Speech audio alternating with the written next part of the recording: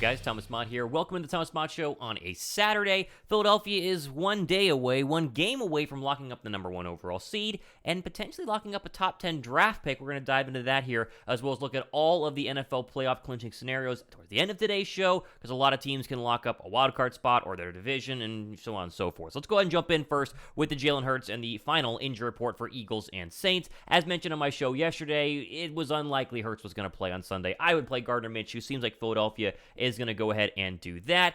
Jalen Hurts is officially doubtful. Philadelphia very rarely uses the doubtful term when releasing a final injury report, because most people are either out or they're probable, and so the fact that he's doubtful, to me, says he's not going to play, and a lot of Eagle beat writers on Twitter have basically confirmed that. No Lane Johnson, no Avonte Maddox as well, no shocker there, and then, of course, everyone else is healthy. We talked earlier how Miles Sanders doing with a little bit of a knee injury, A.J. Brown doing with a little bit of knee injury, neither of them even showing up on the Eagles injury report is very, very good news. Thumbs up for that. And so Philadelphia is basically healthy, the entire football team, minus, of course, Johnson, Maddox, which we know, and Jalen Hurts being doubtful. Again, I'll just say this one more time for Jalen Hurts. What I would do is not play him tomorrow, which looks like they are not going to go ahead and do. I would then bring him out in Week 18 against the Giants. Yes, in most likely a meaningful football game. I would treat it like a preseason game. You get him a couple of series, maybe a quarter, make sure the rust is, chiseled away a little bit. That way it's not 5 weeks in between football games, but 2 weeks in between football games. After a couple of good drives, pull him, insert Gardner, ride out the rest of Week 18, move on, get ready for the divisional round matchup as the number 1 overall seed. That's how I would do it. I'm curious how you guys would do it, and I always read the comments, as I always say.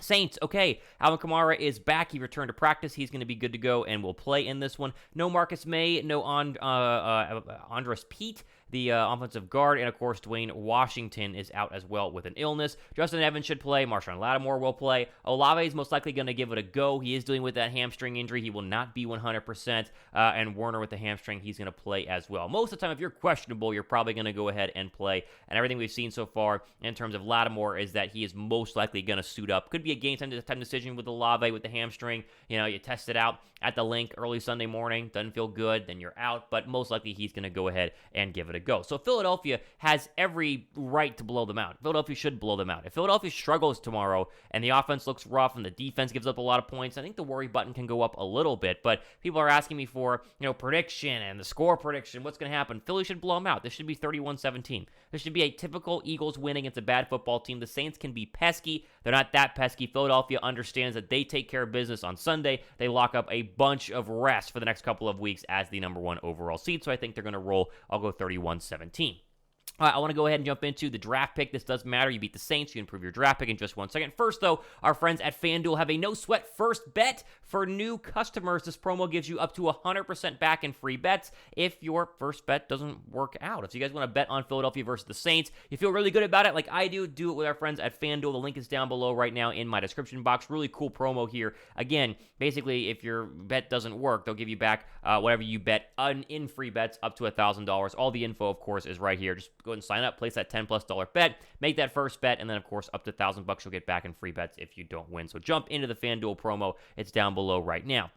Okay, as mentioned, we talked about this over the past couple of weeks. The Saints have been winning. Their pick has gotten worse for Philadelphia. Here's how the top 10 draft order looks as of today. Houston would have the number 1 overall pick. Chicago would be 2. Seattle via Denver 3. Arizona 4. Indy 5. Atlanta would be 6. Detroit via the Rams 7. Carolina 8. Vegas 9. And, of course, Philadelphia via the Saints is 10. The Saints-Cleveland matchup, they play each other. Sorry, that is not correct. That was previous. I meant the Saints and Cleveland win column is going to be very important for tomorrow. You want the Cleveland Browns to win. You want the Saints, obviously, to lose to Philadelphia to improve that draft pick. But you also want the Raiders to lose. Most likely they will. You want the Panthers to lose to the Bucs. Most likely, maybe they will. You want the Rams to go ahead and win. You want all these football teams to win, as I had just mentioned. I said lose. I meant win. Raiders are probably going to lose. Carolina's probably going to lose. That does not help. You want the Rams to win. You want the Falcons to win. You want the Colts to win. You want all these teams ahead of Philadelphia to win. That way the draft pick can get higher. Philadelphia, most likely, this pick, if I had to bet, is going to be 7 or 8. It looks like with 2 games left, it's probably going to be 7 or 8. Even if the Saints lose out, you need these other football teams to win. And Vegas is playing the Niners. They're going to lose. Carolina, as I mentioned, they're probably going to lose, and so on and so forth. We'll look at the rest of these matchups in just one second. But right now, this top 5, what once could have been a number 1 overall draft pick, has dramatically slid, and it will be a top 10 draft pick as long as Philadelphia wins tomorrow. That basically assures it being at least in the 7 to 8 range. The highest you could potentially go is maybe to 5, but 6 looks like, with the floor being, of course, that 5 versus 4 is kind of a difference maker. So they're not going to have a chance at Will Anderson. That's basically dead unless they want to trade up. But I think Philadelphia, having 2 first-round draft picks, 1 in the top 10, still gives them a great chance to get a fantastic player. And I'll obviously do a lot of draft stuff as we get closer and closer to the NFL draft. But right now, we're focusing on the playoffs. We don't care about the draft, right? Playoffs first. Okay, playoff clinching scenarios. Let's go here to see what things need to happen tomorrow for things to go ahead and, lock up, or teams to lock up 1 seeds and 2 seeds and wild cards, so on and so forth. Buffalo clinches home field and a first-round bye with a win plus a Kansas City loss. They cannot simply beat the Cincinnati Bengals. They have to win and have a KC loss. The Bengals can clinch the AFC North with a win or a Baltimore loss or tie, or a tie and a Baltimore loss. So win plus a Baltimore loss, they get the AFC North. And a win gives the Bengals a really good chance to then go win in Week 18 and lock up the 1 seed, because they have the tiebreaker versus the Chiefs and potentially the Bills, depending on how Monday night goes. The Dolphins, without Tua Tagovailoa, are in with a win or a Jets loss or tie, or plus a Jets loss or tie, or they would need a tie plus a Jets and a Pittsburgh loss or tie. All right, NFC, here's Philadelphia. They clinched the East and a division title and the number 1 overall seed with a win or a Dallas loss. The Dallas loss did not happen, so they have to go ahead and win. Now, they can clinch the number 1 overall seed if they win or they tie plus a Minnesota loss or tie. So a tie technically can lock up the division and the number 1 overall seed, but, it's kind of weird how it all works out. Win and you get both. Let's just make it very, very simple. Win and you get both. Tampa, they clinch the South with a win over Carolina. The Giants can go ahead and clinch a playoffs berth with a plethora of things. Look at this, right? Win plus a tie plus a loss plus a loss. I'm not going to read all these. There's a lot of scenarios here where the Giants can clinch, and they most likely will. And finally, Washington has a clinching scenario this Sunday if they win, and then the Seattle Seahawks lose, the Detroit Lions lose, and the Green Bay Packers lose. So a lot of losses need to happen for Washington. That loss to the Giants was a big kicker for them, but looks like the Giants are going to be in, and Washington, if they win out, will be in as well. They play Cleveland, so you want to root for Washington if you want to help the Eagles draft pick, but that's up to you. Also, Carson Wentz is starting in that game. Okay, here are your matchups, again, 4-5 in terms of the 4 lost Cardinals, the 5 lost Falcons. It really doesn't matter there. You kind of hope both teams lose, but it won't really matter for the Eagles draft pick because one's going to win and improve, and one's going to lose and make it worse. So Bears and Lions, the Lions have to win this one, or I believe they are mathematically eliminated. They got to beat Chicago at home. They're 6-point favorites. They should be able to do that. We don't talk about Denver on this show because they're so atrocious. This game means absolutely nothing. Dolphins-Patriots is fascinating here. The Patriots still have a chance to win out and get a wild card spot, but Miami on the road without Tua could be a little bit ugly. We'll see what Teddy Bridgewater is able to do. Giants, like we said, can clinch their playoff spot. They beat the Colts. Who knows who's going to play quarterback there, as they looked awful with every quarterback so far this year. Poor Nick Foles. He looked fish out of water there. Didn't look good.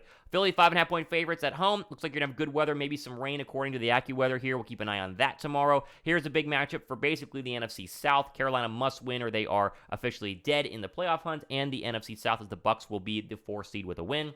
Browns and Commanders. Browns are mathematically still alive, but Washington has a lot more to win/lose here. Texans, Jags. Jacksonville, doesn't matter what happens here. The Week 18 matchup between Jags and Titans, regardless of the Jaguars' performance against Houston, will be the division winner. And so keep an eye on Jacksonville to see if they kind of get a little slow in this one looking ahead to next week. Niners, Raiders. This is the Jarrett Stidham starting game for the Raiders. I actually covered Jarrett Stidham's first start at Baylor. I've talked to the guy a bunch of times.